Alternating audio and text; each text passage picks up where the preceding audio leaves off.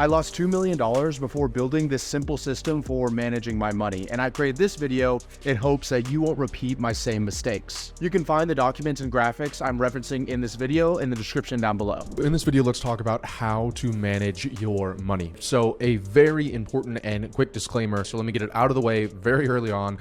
This is not me saying 100% do all this stuff. I'm just saying that I wish that I had heard somebody talking about this so I could make my own informed decisions or speak to an advisor a lot earlier on. And this is stuff that I've learned after having literally lost millions of dollars. I'm not exaggerating there. I've spent hundreds of thousands of dollars on investment advice. You know, I've paid family offices $60,000 a year. I have spent tens of thousands of dollars on investments, masterminds. I bought like every course and book and low ticket product out there to kind of better understand how to manage my money correctly. Because what I'm looking for and what I seek to potentially give you in this video here is a simple, easy to understand and easy to implement method of managing money. Okay. I have done it all. I have tried the majority of things out there.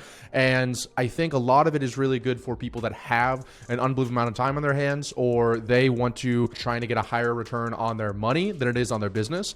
But for the majority of people that are watching this video, if you're like me, then our best method and our best energy will be in our business. If we can help our business grow 20% month over month, if we can put money into ads and get a 300% return in 30 days, that will be way better than anything else out there investment wise, right? But at the same time, the weight of managing money can distract you from growing your business, because at some point you'll start to get tens of thousands and hundreds of thousands and then millions and then tens of millions of dollars in profit that you have.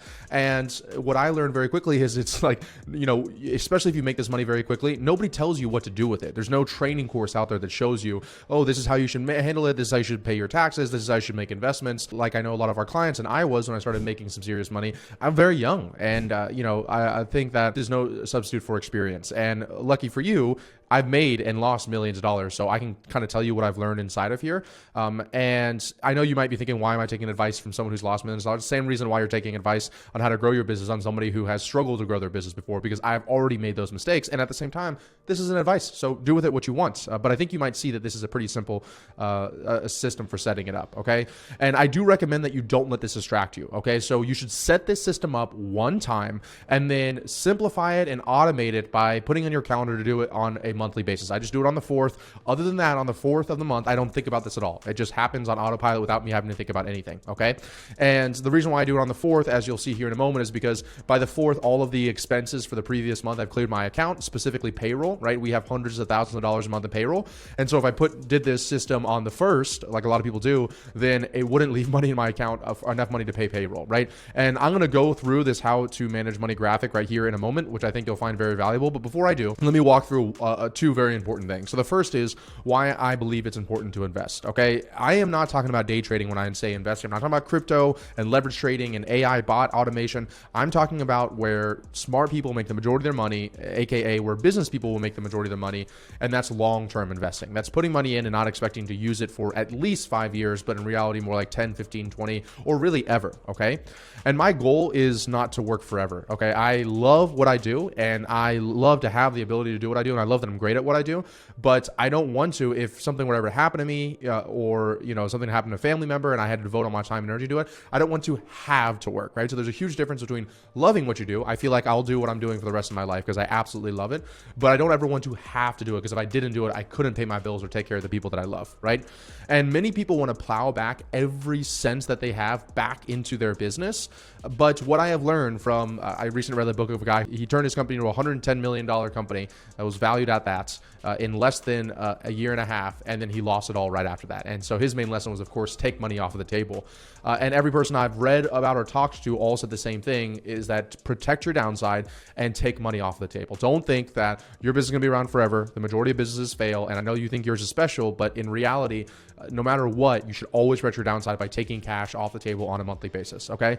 And I'm not saying don't invest in your business. I think you should. That's where I got to where I am: masterminds, coaching programs, advertising spend, team members, et cetera, et cetera. But you should have a surplus of that money. And if you think that, you know, you can make $1 million in profit and spend $1 million in profit in 30 days, you're kind of probably going to be wasting some money. Okay. So just leaving it in cash, if you were to not plow it back in your business, in my opinion, not financial advice, is not the right move. Okay. The value of that money is decreasing annually anywhere from 3% to 11% because of inflation. So that means that if you leave $1 million in your bank account for a year, it'll be worth anywhere from $890,000 to $970,000. So with all the hard work and energy that you have done to make this money is now dwindling. Okay. And I will let you know that this is not to scare you into investing immediately. And if I had to tell you one of the mistakes that I made previously, it was that I was listening to cough, certain people that make you feel bad about cash is trash, all this stuff. I was listening to a lot of these people, and it's not their fault, it's my fault. But I was listening to them and I was thinking, oh God, I got to deploy this money. And instead of thinking and being methodical with it, I just threw it at everything. All money that came in, I just was like, let me just invest it here and here and here and here. And only after these lessons have I learned that that is not the right thing to do, at least in my opinion. You don't be bullied into making your cash into investments. Instead, be very methodical with it. And in my opinion, you're not going to make your unbelievable amount of wealth in investments, at least for me. I know I'm going to make it in business. That's what I know I'm going to do, right? So the caveat, of course, is that you can keep some money in cash because emergencies happen. And although, yes, you can liquidate equities or real estate or take HELOCs out or loans against your assets, nothing beats emergency comes up. You just pay it down with a credit card or a debit card, a wire or ACH, and it solves the problem. Okay. But I do think that there's an extreme that can cost you a comfortable future. So every month that you're not, as I'm going to go in a moment, investing this money in means that there's going to be a longer time period that you have to work in order to eventually be totally free. And in all transparency with you guys, I have enough money where I could very comfortably live the rest of my life never having to work again. But I still am showing up. So a lot of people are like, oh, I love to plow money back into my business because it makes me grind harder. Look, I work, I think, plenty hard, in my opinion. I would argue smart. And I still love what I do. And I still show up every single day and work weekends, like it's a Sunday right now. So what is your number? This is the final piece I'm going to give you before I walk through the actual process. So what is your number? Let's say you want to live off of $500,000 a year or $41,660 a month in net passive income. Very important number there. Net passive income. So $500,000 a year or $41,000 a month. That means that $41,000 a month, every month hits your bank account and you can spend every penny of it. And then in 30 days, another $41,000 shows up. That's what I'm talking about when I say net income. And in my opinion, this is a pretty great life to live anywhere in the world. I just came back from 14 days in Europe. I was in 7 days in Switzerland and I was in 7 days in Paris. And I spent right around $24,000 for those 14 days. And so I was living 5-star hotels, black Uber everywhere, like just swiping the credit card. It was my birthday and I just do it once a year. That's like the time that I'm not reckless with my spending, but I was spending like not a care in the world. And I still in 14 days only spent $23,000 or $24,000. So I could live that life rough based on these numbers right here on about $500,000 a year. So 5-star hotels, traveling across Europe on this amount of money. In my opinion, that's pretty freaking great. So I know a lot of people are like, I got to make $1 billion or $100 million before I'll take a break. I think realistically, let's figure out you can live off of a lot less. People might be surprised to learn that you can have an unbelievable life on $41,000 a month. My personal expenses, I own a plane, I own a car, I have an unbelievable condo in Miami. I don't really ever want for much. We go out to eat to dinner almost every single night, and I spend right around $18,000 to $19,000 a month between everything. Okay, so I don't think I think it's much more. I think it's closer than you think, and that's why I think it's important for you to understand what your number is. Now, let's say that the number is $500,000 a year or $41,000 a month in net passive income. If you calculate a conservative investment portfolio of 8%, meaning every single year you get 8% back, you'll need to invest about $7.5 million in order to make around $500,000 a year in net income. So you need to have $7.5 million in various investments that all aggregate about 8% a year of return, which in my opinion is a very conservative investment portfolio. That's pretty much what the S&P 500 does. Then you needed $7.5 million in order to get that $500,000. And this is including a 20% capital gains tax rate. So if you leave money, if you pull out money after you've invested for over a year, then you get what's known as capital gains tax rate, which is like, it varies, but I just did the highest number. These are all the most conservative numbers I could do, which is 20%. So really, in order to make $500,000 a year net, you need $600,000 a year in income that you can pay taxes on 20% of that, or $100,000 a year. But it's not including like dozens of other factors like inflation, compound interest. I know that we have some clients that are like financial advisors, and they're going to be like, Robbie, this is so wrong. I get it. This is not to make you guys put down to every single detail. This is just to give you a rough concept, because I didn't even have this concept when I first started. Okay. But I think this is, if you had 7.5 million invested, you're roughly going to be getting $41,000 a month in net income you can spend every single month.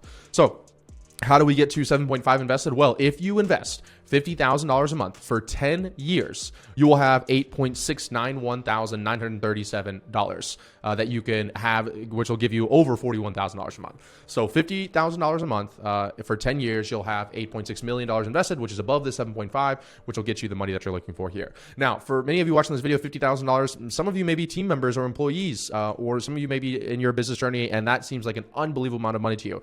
$50,000 a month. I get it. Okay. I was not investing $50,000 a month when I first started. Shit, for the first 2 years, I wasn't investing $50,000 a month. So do not think that like, oh, I got to do this other thing, I got to change everything. I'm just giving you rough numbers here. Okay. If you cut this in half and you only did $25,000 a month, or even $5,000 a month, like the idea here is just for you to understand the practice. Okay. And I will say that one of the investments that you can make that I didn't mention inside of here is you can make an investment in yourself by learning the business better, by learning how to be a better CEO, by learning how to be a better employee. And sometimes that means that you will take a lower upfront payment for that. So I didn't go from like slowly investing 3,000 and 5,000 and then 20,000 and then 30 and then 50 and then 100 and then where we're at today. I pretty much like invested a minimal amount in the beginning, plowed it, most of it back into me. If you're making less than $1 million a year, that's what I recommend. I'm not financial advice, but then at some point that will explode and you'll start making so much profit that you can invest in somewhere else. Okay. So hope that didn't confuse you. I just mean that, if you're worried that you're not at $50,000 a month, don't like try to strain yourself to get to $50,000 a month and live off of like a pauper, like living off of popcorn every single day. Instead, I recommend focusing on investing in yourself to the point that this number becomes easy. Okay. So let's walk through how, for some of you, it'll be $50,000, some of you, it'll be $10,000, some of you, it'll be $5,000. Let's talk about how to manage your money in this graphic. Once again, not a financial advisor. This is not financial advice. This is just my flow that I literally do on a monthly basis, and I've been doing it for a while now. So what does this look like? Okay, top four numbers here, or four boxes here is income. Okay, so these are the four different sources of income that you have. Obviously, you could have one source, you could have 15 different sources, although if you have 15 different sources, you're probably doing too much. But I just put 4 ones here as a representation. So it could be income box number 1, your business, high ticket sales. Income box number 2, low ticket sales. Income box number 3 could be affiliates. Income box number 4 could be I don't know, something else. You bought an Amazon store, a Walmart store, something like that. So all 4 of these different income streams all are at the very top. They go into one business checking account. Now, I am not going to talk about the legality of like LLCs and putting it all in an LLC and how do you separate. That's outside the scope of this video. This is simply how to manage your money. So let's just say that these are all, although they're different income streams, they're all part of the same business. So for example, I get money from affiliates when I recommend people out to use stuff like ClickFunnels, for example, but I only recommend ClickFunnels to my clients because they might need to use it in order to build a funnel. And so that is inside my main business that I'm also getting my high ticket income from. So those are all inside the same business checking account. So I've simplified that here. So all money should go into one checking account, business checking account. Then from that business checking account, you pay your business expenses. The majority of my expenses every single month are business expenses. We spend, anywhere from $350,000 to $550,000 a month in expenses, varying from payroll, advertising, software, et cetera, trips and masterminds. So I pay those in wires, ACHs, credit cards, so I can get points all out of this business checking accounts. But then this is not what's important. What is important is that you understand that the money comes in here, but how you are building a future, how you're managing your money is the next steps here. And if I'm going to drop this graphic below here, you can click this little thing and you can actually read notes that I added on this. So for me personally, I kept 3 months emergency funds always in the business checking account. And this is what is known as your business maximum threshold. So I got this from somebody else. But the idea behind this is that instead of thinking of like, oh, I need to have minimum this amount of money in my bank account, for me, I'm thinking about this is the maximum amount of cash that I need and everything else needs to be deployed so I can start getting to my financial freedom faster. Say that 5 times fast.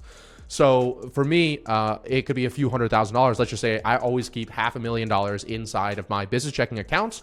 That way, in case something happens, like, I don't know, one of a million things could happen inside your business, and you have a problem and you're not making as much money as you used to, then this cash will hold you over until you fix that problem. Okay. A great way that I can also put this is that if you are In the online space, I don't think it's necessary to have, because a lot of people talk about like 6 months or 9 months or 12 months worth of business emergency funds. I think that the opportunity cost there is too great, because for a lot of people in the online space, emergency, you can like, your number one expense is typically advertising or marketing, and you're much more profitable than other companies. So I would be cautious about like 12 months of runway, because if you need 12 months to catch back up, then you probably are not running a great business. So for me, it's 3 months, and that's pretty conservative. But as I said in the beginning, I've lost a lot of money, and my biggest asset is my business. So I just never want to have that ever be in jeopardy. So for me, I keep 3 months of expenses. Just for this example, let's say $500,000 always stays in this business checking account. So all the money comes in. Let's just say, I'm going to keep very easy numbers here. Let's say I make $1 million in all these different 4 sources in a month. Then I get inside, they all come inside the business checking accounts. Then I have to spend, once again, for easy numbers, let's just say $100,000 in business expenses. So that means that there's $900,000 still left in this business checking accounts.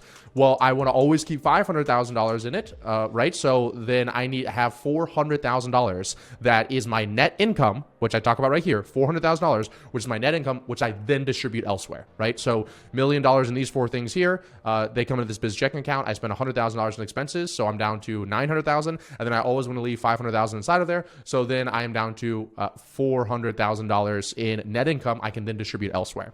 So where do I distribute to? This is the secret sauce. This is what I wish I knew years ago, if I'm being quite honest with you. The 15% of my gross income goes into my tax account here. And Wealthfront is just, it's pretty much a bank account that, like a robo-investor bank account. Just use the cash version of it. And it gives you up to, I think, 4.5% plus on your money. Once again, the usual bank account gives you 0.005%, and it's FDIC insured up to $3 million. So that means if shit would hit the fan and the bank went under or something like that, you're insured up to $3 million, where the a typical bank account is insured up to $250,000, and your interest rate is 0.005%. So I think, in my opinion, a very low downside risk, because you're FDIC insured, and a very high upside because you get 4.5% interest rate, and the typical bank account gives you 0.005%. So if you have to put money aside for taxes, you might as well put it in an account that's making you money, instead of doing what I used to do, which is put it in investments and then trying to scramble at the end of the year to try to liquidate those investments. So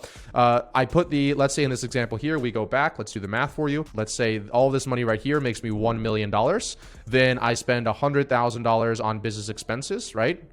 We'll just put 100K right here. I'll put $100,000 in business expenses.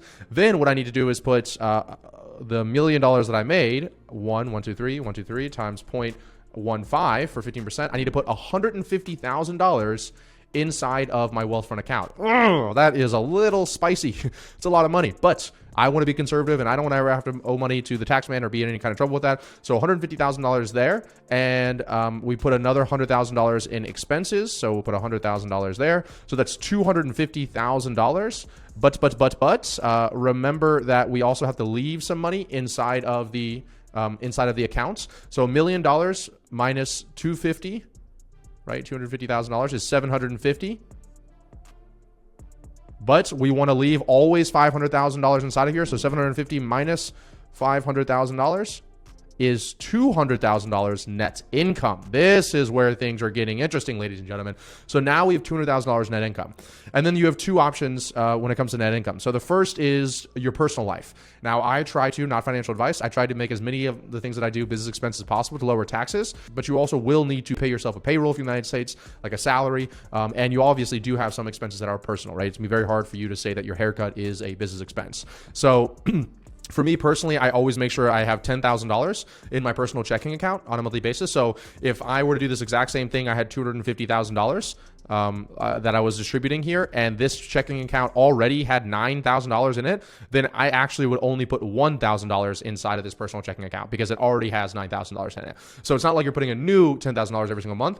But of course, once again, not talking about like LLCs and entities, you will need to pay yourself a payroll or some kind of salary. So for me, I pay myself, I think $12,000 a month, like $12,500. So then obviously that would surpass that amount, just so you know. So anyway, that's the rough idea of it. Whatever your payroll is and your expenses, you pretty much want to put as bare minimum as you need to inside your personal checking account, because honest to God, it doesn't really do anything for you. It's earning 0.00001%, and the majority of your expenses should be in the business, in my personal opinion, not financial advice. But here is the good stuff. So let's say we had $250,000 in net income. For just easy numbers, let's just say that we put $10,000 into our personal account. So that means we have $240,000 in order to invest into our investment checking account. So then I put this money into my investment checking account, and then once it's inside of there, I can now do a portfolio distribution of the different stocks that I have. So my different investment portfolio. So for example, I might want to take this $250,000, and let's say I want to put 50% of it in stocks. So I'll put $175,000 in stocks. Then let's say I want to put another 25%, so 250 times 0.25. I'm using an example here. I do not recommend putting 25% of your money into crypto, but that's just me. You can do whatever you want, right? So then I have a 50%, 25% and 25% allocation of my money but that I'm investing in here. But totally, I've net invested about $250,000 this month. Okay, so that is an example for you right here. And over time, if I were to invest $250,000 every single month like that, then obviously I would hit that, $7.5 million in total assets that I'm getting 8% on pretty quickly. Okay.